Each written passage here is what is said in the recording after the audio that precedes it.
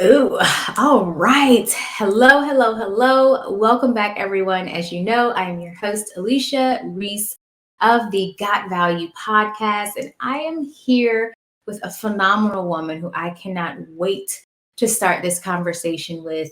Primarily because now this one is primarily for our women and humans who have either bore children or who are raising children or who are responsible for children.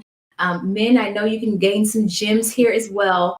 But this one is specifically, this episode here is specifically for folks who are raising and bearing children and rearing children, primarily because, and I'm really excited about this conversation, is because the fourth trimester, and then I like to say the lifetime. So you have the fourth trimester, and then you have just that lifelong commitment.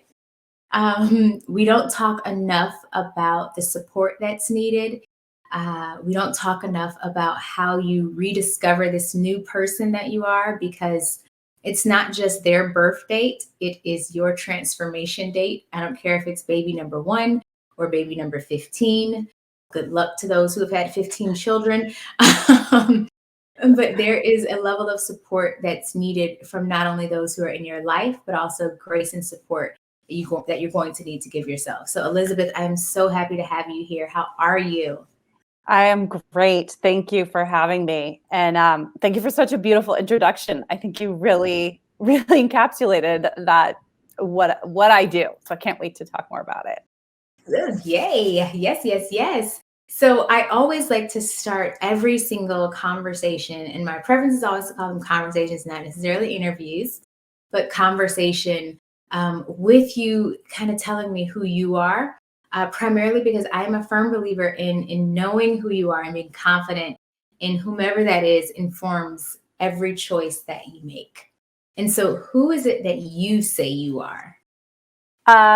So I think there's so many layers to this. There's who I say I am and the roles I take on in the world. And then there's who I am inside of this internal landscape that I have.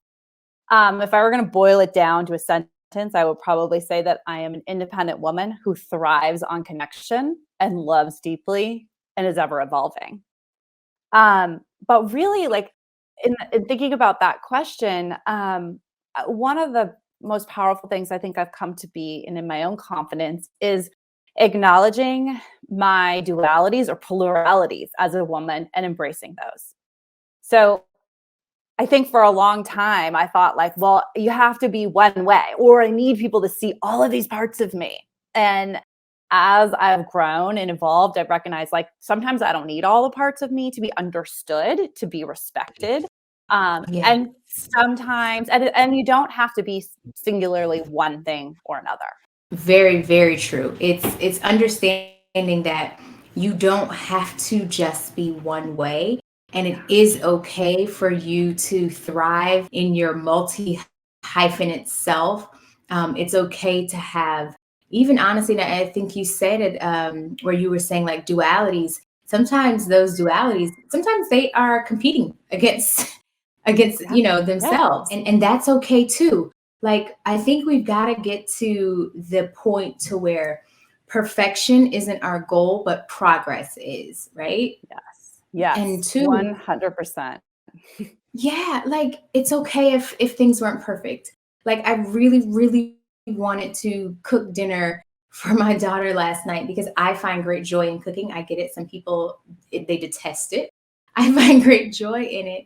And I'm like, okay, I am going to cook for her. We are going to have a meal by 8 o'clock. 8 o'clock rolled around and we were just walking in the house. Yeah. And I was like, you know what? Okay, 9:30 it is. And we sat down at like 9:15 and we ate dinner.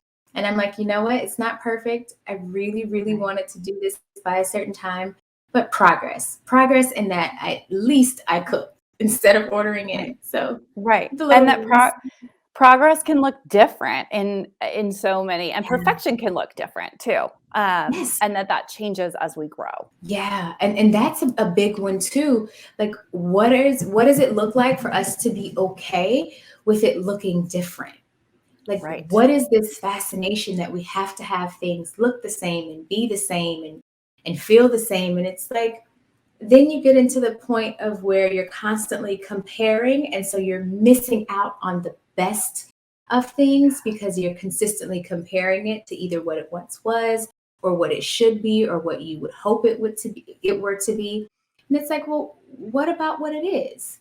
Right. What about that piece? And taking Yeah. that minute to stop and say like, well, okay, so then how does the what it is sit in me? And how do I feel in this moment? Do I feel great or contented? Okay, then fine. I'll leave. For me, I was raised in a house where everything had a place and was perfectly put away. And we were literally told sometimes to, quote, make it look like nobody lives here, which I was like, but I do live here. I don't understand. I'm here. Yeah. So as my own evolution as a mother, I think I went through this place where I was like, well, the house has to be perfect. And I have realized like, no. And that's not where my priorities are right now. So I've let, the craft corner has become the craft mountain, and I let it go, and I'm okay. It is what it is. And we are going to have to be okay. Like, that's just what it is. We are here. We are going to just go with the flow and everything's going to be fine, even if it's not. And it's so crazy too, because many times it's when we are defining what works, what doesn't, how we want things to be, we kind of forget like what we actually want. And then we start to feel bad about the things that we feel we want or deserve, right?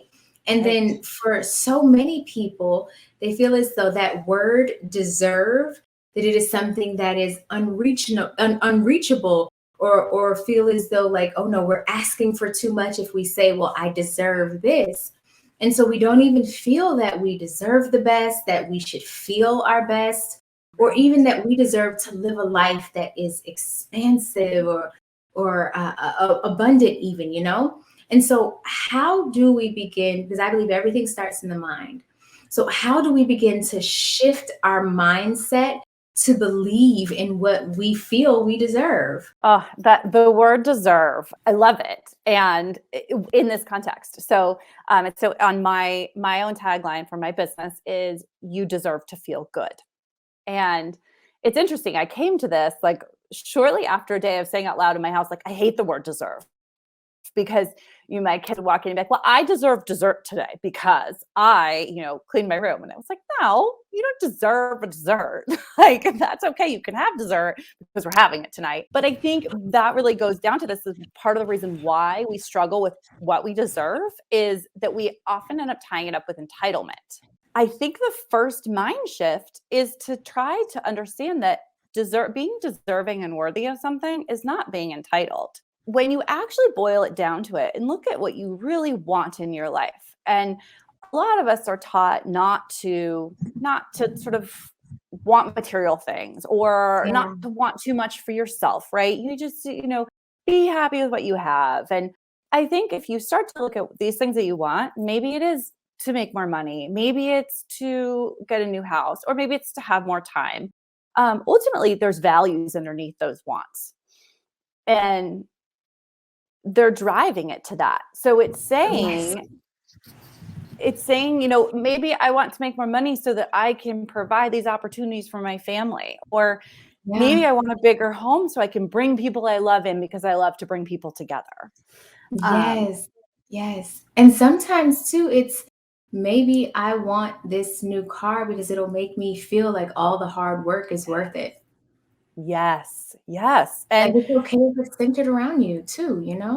absolutely. And I think it's okay to want. It's normal to want and have desires. And so to me, that is the very first step in that is that mindset shift of like, this is an okay thing. And if you need to dig deeper and say, well, what's driving my desires? Then sometimes that can help and make you feel a little more grounded in why you're worthy of them.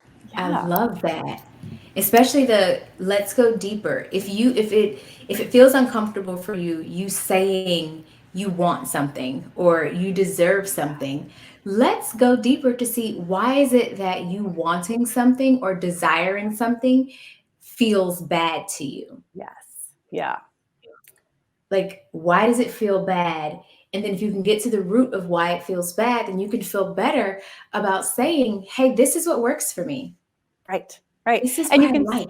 yeah, and maybe you realize that it feels bad because of some story you've been telling yourself or that you were told as a kid, and Yeah. you're like, "Oh, wait a minute. I can still be a good person who, manages my money well and drives a nice car." Yes. Like, it's Yeah, okay. yeah, It's okay. It doesn't mean that you're this terrible person because you right, want something. And right. it's too that settling in the what you deserve and what you want and what matters to you, knowing that allows you to more clearly and more effectively to articulate what your needs are to others, because Yes, sometimes we get in this space and place to where um, we get to the point to where we're so angry and so pissed off that someone isn't giving us what we need and what we desire and what we hoped. And it's like, but you never even communicated that. yes. How are they supposed to know? Yes. I mean, this is so huge. Nobody's a mind reader. And when we all have needs and we all have boundaries, well, we don't have boundaries, but we all need We boundaries, have right? needs. And we need to communicate them in order for these things to come to fruition. And I think, right along with this piece of not wanting to say I'm deserving of something comes this, well, I have to figure it out on my own. Particularly as mothers, we're given so much support during pregnancy. And Hmm. during that fourth trimester, even, there's the mama groups, there's all the blogs and the books. And then you kind of come out of it and you're going into this stage of life where your kids are maybe going to school and you're going back to work, or you're not, you're running your household.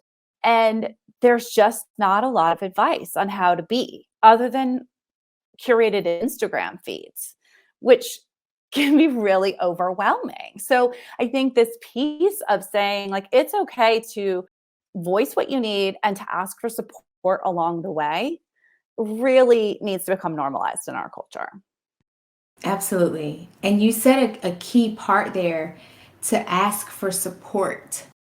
I remember when I had my daughter 12 years ago, I had friends who moved in with me for the first month of her life, Mhm. because my ex-husband, he was in the military, so he was not in the same state as me, and so they moved in with me because they said, "We know you're going to need support," and I wasn't strong enough to ask for it. So I'm really, really grateful that I had a community of women who were like, "You're going to need this, whether you know it or not. So we're just going to move in," and they moved in and took care of me in the best ways that they could, and I have no complaints. They were so helpful, and it literally was everything that I needed at the time, because I had had a surgery. I was so confused about, what do I do with this? Did they mean to send her home with me? Like, there's no instruction manual. What is Yeah. happening? Yeah. And so that asking for support, and it's phenomenal because, so I love women who have identified that, hey, this is something that has just transformed your entire life. You're going to need some help. So let me set up some systems so that you have help. And so, like, for you with your new one-on-one coaching program, Mama Rising, you focus on like reducing the stress and restoring energy, because whew, you don't have Yeah. as much when you first become a new mom. And then also reclaiming time. But then what does it look like, right, to make decisions that align with what we say not only we want, but also what we deserve? And then how do Mhm. we give ourselves that grace when we make mistakes, because we're human and that happens? Yes. I mean, exactly. And this program really, is designed to focus on whether it's a woman who's just had a baby or maybe you're just emerging, you feel like you're hitting this point. For me, it was when I continued to work through all of my children's lives. They're 7 and 9 now, but when they both went back to elementary school, it was like I woke up one day and was like, how do I do this? How do I have a job and take care of my kids and be a good wife and be, I was going to business school, and, I really kind of thought that the mechanism was to just push through and to sort of be, I can do it all. I can sleep less. I can drink more coffee. I'll be fine. And the truth is that's really only sustainable for a short term. And it backfires. And I found myself in this hole of, my hair was falling out because my thyroid was out of balance. I was exhausted. And I went into a naturopath's office and she's like, well, can you sleep in? And I was like, no, it's not that kind of exhaustion. And what I had to do was pull it way back and rebuild step by step. But so my hope is, whether I'm supporting a woman who's gotten to that point or someone who's like, I don't want to get there. I want to still thrive and feel good. Because they both matter. They do. They really do. And it's being okay too with, this is how I want to feel. This is how I want to show up. And this is what showing up looks like for me. Exactly. And, you said, how do you give yourself grace when things aren't going as you want or you make mistakes? And to me, that is one of the most powerful tools to a healthy life. Yes. Because mistakes happen and none of us are perfect. Mm-hmm. And I think I had a coach say to me recently, which was so powerful for me, of, hey, look at mistakes as feedback, not as like you did this wrong, but how can you learn from this? So maybe it is the piece that you're like, okay, maybe staying up to work after my kids go to bed isn't going to set me up because I was so exhausted the next day that I couldn't accomplish anything and I couldn't get my words out in the meeting I was in. And then I ate like crap because I was tired. So the feedback loop is, okay, well, for you, maybe it's better to go to bed at 10 and get up at 5 or get, figuring it out.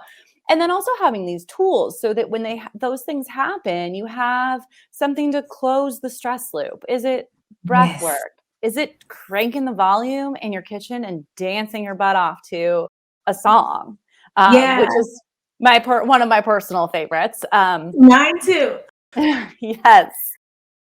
Or, is it physical, fitness and then I think also finding your support network, like you were talking about, those people who are like, we're going to love you no matter what. We'll be honest with you and we'll pull you forward too. I think it's huge. It really is huge. And I love the piece too, is understand too that your support network, they're going to be honest with you. Yeah. And you want people who are willing to be honest with you. This isn't about pacifying you or, oh, yes, honey, you're awesome. You're great. It's, oh, yes, honey, you need a shower. You need to let the baby cry for a moment so that you can properly nourish yourself. Right. And then go back to it. I love you, but you're doing too much. Yeah. Yeah, exactly. You're doing too much. Yeah. So I want to find out too. So I'm a firm believer in living full out, right? I am one of the most adventurous people I know. I will jump in the ocean with sharks and with huge wild boars.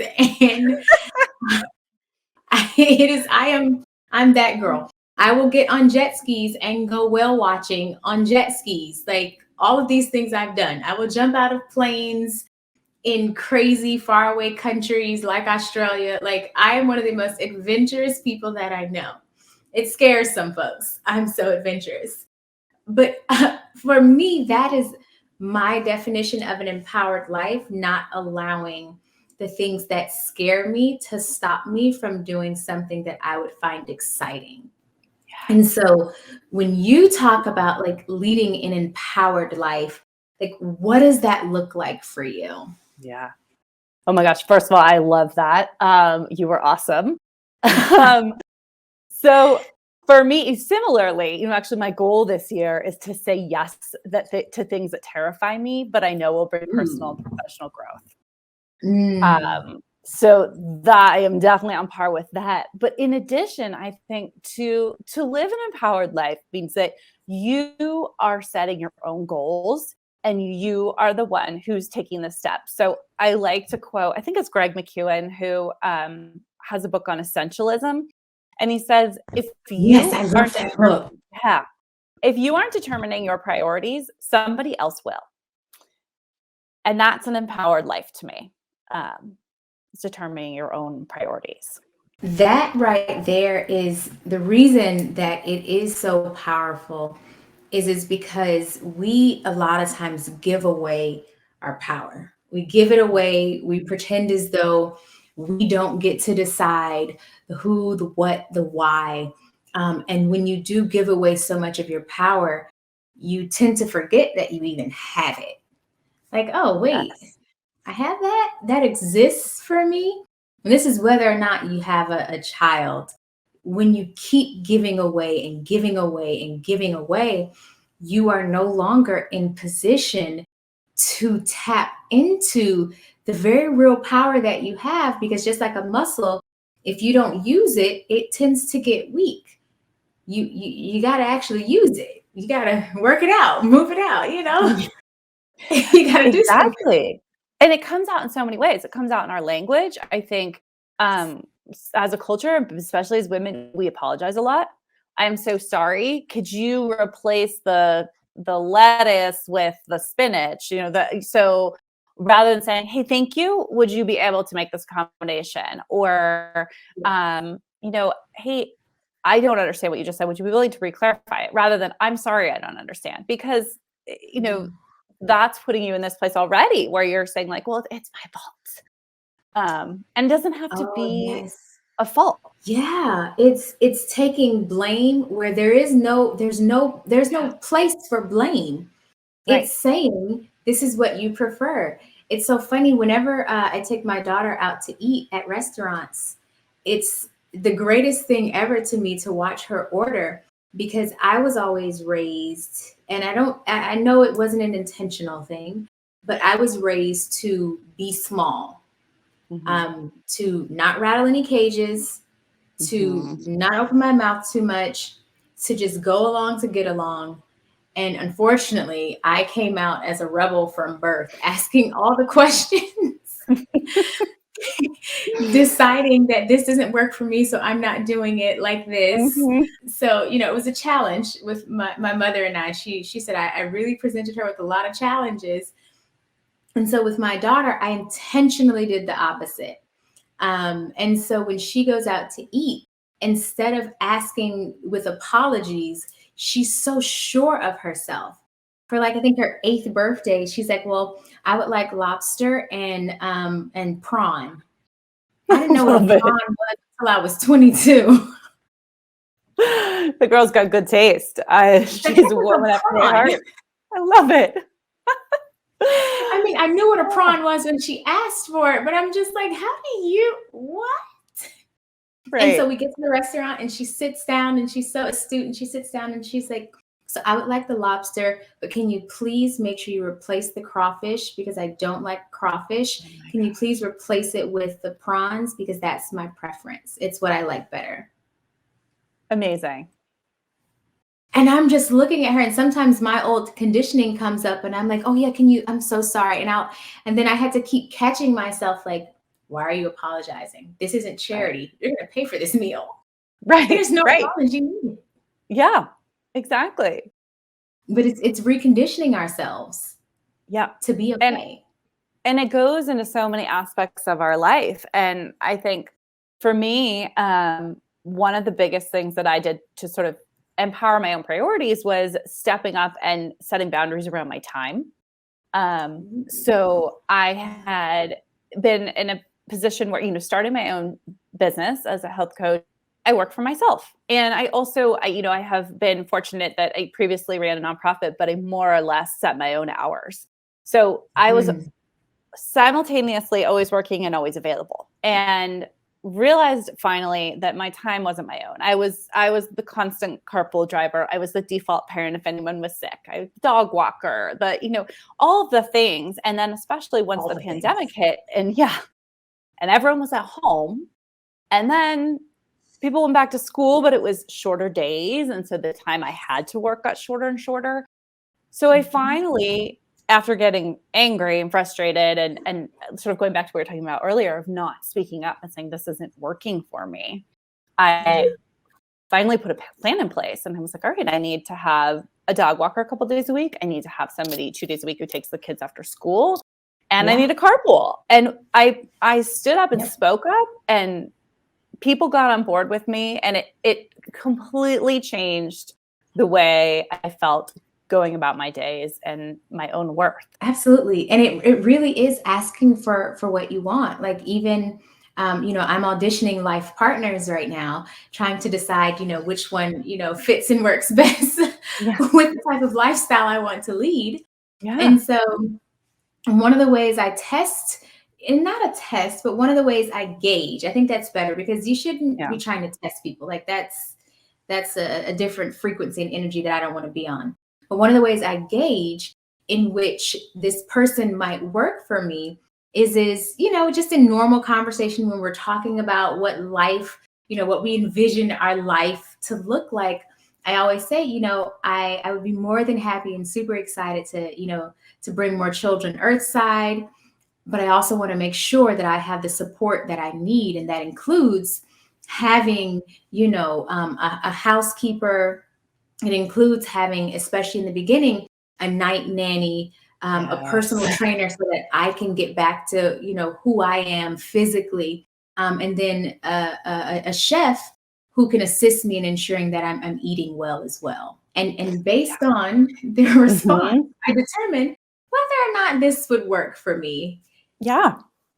I feel like ask for what you want. Like you were saying, like, this doesn't work this way. I am trying to be 10 people, play 10 different roles, drive, make the lunches, pick up the kids, take the dog out for a walk, clean the house, and get my work done, and still have to be somebody's wife and partner. How? Yeah. What's left for me? And then really what, especially in the partnership, like you want to be able to give to that. And I'm sorry if I'm ending every day exhausted and frustrated. I don't have a whole lot to give to somebody else. Yep. You just don't. And then it affects every other, and the people who are closest to you, they take the brunt of it because you bring your best self to your work. You bring a little bit less, but your better self to the kids. And then you bring whatever is left over to the partner. And they're looking at you like, well, what did I do? Oh, totally. Yeah. It's true. And, I found I am in a partnership where when I do speak up and say, I need you to step to the plate and do this. I mean, what we had a thing of like, okay, you're the morning dog walker. I'm the lunch maker. No one does both. Like, great. Now we have clarity. Yeah, absolutely. It's outlining. And then too, it's understanding that, this is something that I was working on with my mother. She decided that she was going to reject my suggestions, and that's totally fine. Everyone gets to make their own choices.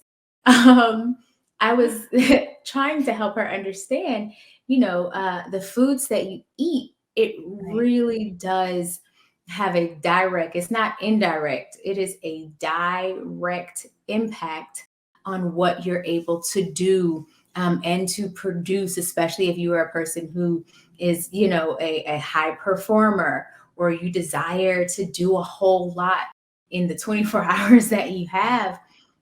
Like, you're going to need some fuel. That's like driving your car down to the rim and expecting it to still be able to run and take you from one place to the next with no gasoline in it. That's just not how it works. So how can we, because I truly do believe that it absolutely is a partnership when it comes to food. Yes. It is a partnership. So how can you first get over the mindset hurdle, right? Because changing your palate can be tough. How can you work together with food to be a source of power and fuel for the goals that we want to achieve? Because I believe they work in tandem, but so many people don't. Right. I love how you call it a partnership, because I really believe that we have to shift from seeing food as our foe to our friend and to I say our partner in success. I think again, there's not a lot of education around the power of food and the power of nutrition. And really the overall messaging is like more or less just eat less and don't eat the bad stuff, which is really hard to muddle your way through. So eating less is not always the solution. And I think that's even like as athletes, as professionals, just as women, like, oh, just eat less and slim down your waistline. You'll be faster or you'll be more energetic. And that can lead to some really dangerous, really low energy places. And, I lived like that for a while. I would get up, I would make a smoothie, I would run out the door. And sometime along the way, I would grab a Costco power bar. And then suddenly it was dinner time. And that's not enough wasn't enough for my body. And I was exhausted at 4:00 every day. You have there's no more fuel. There's no more gas in the tank. Right. And I think, it's sort of like we fall into the camp of that or the like, constant eating because food's so accessible in our culture, despite the food deserts that do exist. And so I think it's this tandem of recognizing that food can fuel your success. And then kind of going back to what we were talking about earlier, like, what are your goals in your success? So why do you want more energy? Is that so you can have a good work day and pick up your kids and not be like, oh, I just need to get on the couch? And so that could be a motivator. Okay, so how then how can food help me have more energy for this? Or how can food help my focus? And from a science place, they've done a lot of research and that evidence has shown that certain foods can support your mood. Food does boost your energy. And can have other benefits for your both your mental and your physical health. So I like to work with people from a standpoint of rather than coming at it what you can't have, what can you have? And then what can you add to it? So say you're making a salad for dinner and you're like, all right, I've got my mixed greens. I've got my lean protein. Like I've got a chicken breast cut up in here. What else can I add to make this food work for me? So can I put on some different seeds, some sunflower seeds and some hemp seeds? Can I add in, I've got a zucchini. I'm going to grate that in too. I'll squeeze some lemon. I've got some herbs, like really looking at I like to kind of say to level up your food, look at it and be like, what are you going to do for me? Yes. Yeah. If it's like, well, I got a granola bar, like, okay, it might fill you up for a minute, but it's not going to it's not going to do much for you. Yeah, I like to say when I'm cooking, I'm making love to the food. You're going to feel so good eating this. It matters. This is going to sound so funny and a little crazy, but I don't care. When I go to Publix, and I know there's not a Publix everywhere, but it's just a grocery store that makes some of the best subs ever. If the person making the sub, either they're having a bad day or they have an attitude or you can tell that they just really don't feel like doing it, I'll tell them no thank you on the sub. Because the energy that they have when they're making my sub, it really does change how it tastes. And I know for some people, they're just like, okay, yeah, you're nuts. It has no reflection on it. For me, because I am so in tune to energies, the food tastes different when I have someone who doesn't really feel like making my sub. It sounds extra, but for me, it matters. And so I always tell people, because my sister hates to cook, and I always tell her, I'm going to need you to shift how you feel. If you are going to cook, now, if you don't plan on it, live your best life. But if you are going to cook, shift how you feel when you're making the food, because it changes the outcome of what it tastes like when the meal is finished. I think, two things. I think one, you knowing what works for you, right? And that for your, that energy really matters and I can feel it. And then I think there's truth in that. I remember a friend saying to me years ago, if someone has made me a chocolate cake with love, I'm going to eat the chocolate cake. And I don't believe that that's going to hang in my system in the same way that if I just go buy myself a random slice of cake at the deli. And I think that just goes into this whole piece of mindset and body and energy are all connected, and saying, I always call them conscious indulgences. And so that piece of I don't believe in taking all of your favorite foods completely out of your diet, but have them in a time where you're like, oh my gosh, I'm so excited to have this, whether it's like the cake or maybe, like whatever that indulgence is, that you have it in a place where your energy too is positive towards it. Yes, it's deciding, okay, when am I going to, I hate to say cheat, but when am I going to cheat a little bit? Or maybe a better word is indulge. Yeah. When am I going to indulge in this tasty treat? What does it look like? And I do like that you said it's not taking everything away from you, right? Because you don't want to, because then you're going to overindulge because you've taken it all away and you're like, oh, I gotta have, I gotta have, I gotta have. Yeah. So it's, as we're giving ourselves like grace, as we are learning new processes, new ways to do things, there are sometimes, frustrations, right? And so how do you, or how have you handled, especially with building a business and working, as a coach, like how have you handled like the frustrations and honestly sometimes that mental exhaustion that comes with real growth? Yeah. Like how you handled it? Yeah, so real. I think I didn't realize how much of my heart and soul and energy was going to go into running my own business. Oh yeah. And I think, if you'd asked me this question 5 years ago, maybe even 2, I would have been like, fitness is my saving grace. Like I go on a run and it saves me. And it does to some extent, like that moving my body is a big part of my life. But what I've learned in these recent years is it's the smaller steps to buoy me. It's the taking a minute to do some breath work in the morning and getting up. I get up at least 10 minutes, but I try to get up farther than that before my kids, because I need a friend who calls it her TFS. So excuse my language, but her total fucking silence. And it's like the moment of being awake and being like, I'm just me right now. And then on top of that, so finding the little things like that sustain me, but also surrounding myself with people, with a sisterhood of people who are either pulling me forward through example or through their belief in me, and going back to that piece of your network, right? Who's going to support you and be honest with you, because it can be really lonely.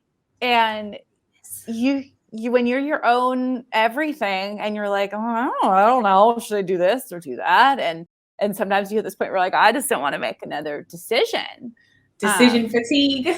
Yeah. And so just knowing that you have a support network, and I have that, in a formal and an informal way. I have my coaching group, and then I have my friends who many of them lead me by the example of how they are pioneering their own businesses and their own lives. And then the other thing that I really hold on to is Glennon Doyle's quote of "I quit every day."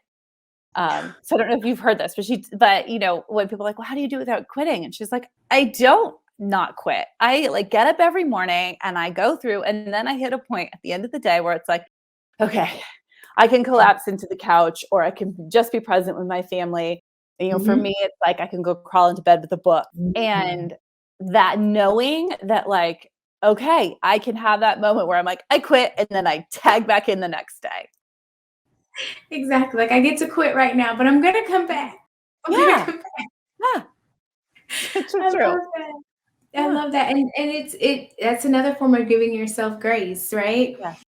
It's understanding that, hey, things are not perfect. I am going to sometimes get so exhausted that taking another step is not feasible in this moment. And that is okay. It's okay. Yeah. It really is okay. And so now the business that you've built out, it was because you were honoring a need, that you had, because you were doing all the things, a marathoner, running races, taking care of kids, your partner, your business, like all the things. So with what you've needed or what you've now built, how has what you needed framed that? Yeah, excellent. So I would say what happened to back up and tell a little bit of my story, which I mentioned earlier. I was running a nonprofit in our small town, and I was looking for a way to grow. And I thought, well, I'm going to go back to business school. So I was doing an executive MBA program and commuting about 2.5 hours from home to Boise to be in class just once a month for 3 to 4 days. So I was doing that. I was working part-time. My children were 4 and 6 when I started.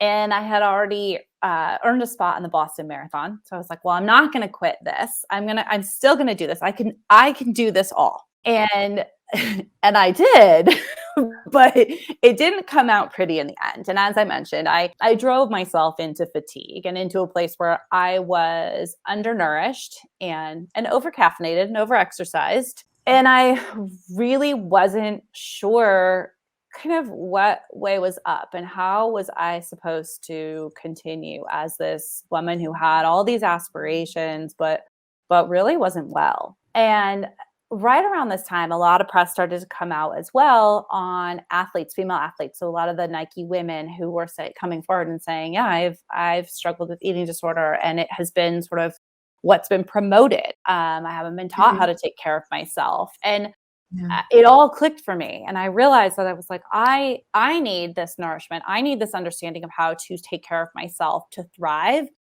And starting to realize that there were people all around me experiencing this in very different forms. It doesn't look the same for everyone, but it led me to dive into understanding first my own needs. How do I nourish my body as a woman? A lot of the research on nutrition is done on men, and I wanted to know what I need for my body. So I dove into that, looking at, again, how do you build community that supports you? How do you ask for what you need? And so all of these pieces went into me going, well, wait, I want to help other people get either not go there or come out of this place and make it more of a public conversation, because there's not enough talk about it. Yeah. I agree completely, especially with the whole, I can do it all. I can do it all. I'm like, I have no desire to be Superwoman. No. She goes through a lot. I'm good. Exactly. The way she has to show up, I can't. No, thank you. Yeah. And, Superwoman's a fictional character. So maybe to truly be Superwoman, it's also recognizing where our limitations are and where we want our true priorities to be and energy to be. Absolutely. Absolutely. And I want to make sure for this last question that we identify. So I do believe that if not yet, that we all can at least acknowledge that what we eat, what we put into our bodies, it does determine the fuel that we have in order to accomplish whatever our goals and desires are. But again, like I said earlier, changing your palate really can be a challenge. So how do you suggest we begin to listen to our bodies and then also honor its needs? Like, how do we even start that process? Yeah. So glad you asked that, because starting can feel really overwhelming. So I think it's really important to take it step by step. There are a few people who can rip the Band-Aid off and do best with all or nothing, but to really make long-term change. So maybe you're a Diet Coke drinker, and that's something you'd like to eliminate. Probably not going to take all 6 or 7 you drink in a week out. Start with 1 day. And then, okay, great. I did that for a week or for 2 weeks. Can I go down to 2 days where I don't have it? Can I get to 3? And so taking things in bite-sized increments is super important. The second piece that I really, really say to people a lot is preparation. So I don't believe that deprivation has a place in wellness, but I do believe that preparation does. So, and it does take some work, taking the time to say, I'm going to go to the grocery store once a week, and I'm going to make sure I have pre-washed greens. I've got, if you don't like to cook, get an organic rotisserie chicken, or look for the pre-chopped veggies at Trader Joe's or your grocery store. So get your fridge stocked and stock your desk drawer, your office, or your car with things that you're like, I like this food, so that if I'm hungry, I'm actually going to eat it. And it's healthy or healthier. So moving in that direction of saying, oh, I'm eating real foods that are going to sustain me. Because when we get busy and we get hungry, that's when everything falls apart. Yep. You try and move quickly to whatever I've got around here. because I'm starving. So whatever I've got is what we're going to go with. Exactly. And then I also think, looking at things of making substitutions, because the flavors you like can evolve over time, but you're probably not going to go directly from being like, well, I eat a lot of, like, maybe it's fast food takeout, or I eat a lot of, very sugary, salty, to being like, my meal's kale and quinoa. So look at the flavors you like and look for healthy substitutions. What can you put in instead? And then what do you like? Is it the crunch that you like? Is it the sweet? Is it the salty? And so finding ways to recreate that. Ooh, I love that. I never even thought of it that way. I'm a firm believer in, and it's why I started the podcast, is we've got to look at success as way more than just some award or an accolade. Like, Yes. what does it look like to have healthy eating habits? What does it look like to be mentally, emotionally, and spiritually well? Like, what does it look like to honor our needs? And so I'm super grateful for this conversation because we haven't had it yet, right? On the podcast about, hey, how you eat and how you treat your body, even especially for women, after you've had, a child or brought a child into the world or into your world. There are some things and some support that you are going to need. And as you are looking to excel professionally, the types of food that you eat can help you so it can help you go so much further. So I want to know, how can we stay connected? Where can we go? All the things. Yes, thank you. You can find me on Instagram. So it's at herrick.healthandwellness. And then you can also read all about my work and my approach and my programs on my website, which is www.herrickhealthandwellness.com. Those are probably the two best places. If you go on my website and sign up for my newsletter, I send out a newsletter every Thursday, and it's 3 tips that you can apply in your life to thrive. Awesome. Well, listen, I want to thank you again so much for being here. Everyone should know by now. If not, you can stay connected with me at Alechia Reese on every platform that they have, almost every platform. But you can stay connected with me there. And you can also join our free community at gotvaluenation.com, where you can find not only all of these amazing episodes, but you can also find more information to help us all discover the value in purpose. I look forward to seeing you guys next week. And until that time, see you soon. Bye. Thank you for joining us on the Got Value podcast. Remember, there is true value in purpose, and the greatest discovery of your life will be exactly what yours is. Stay connected with us at gotvaluenation.com.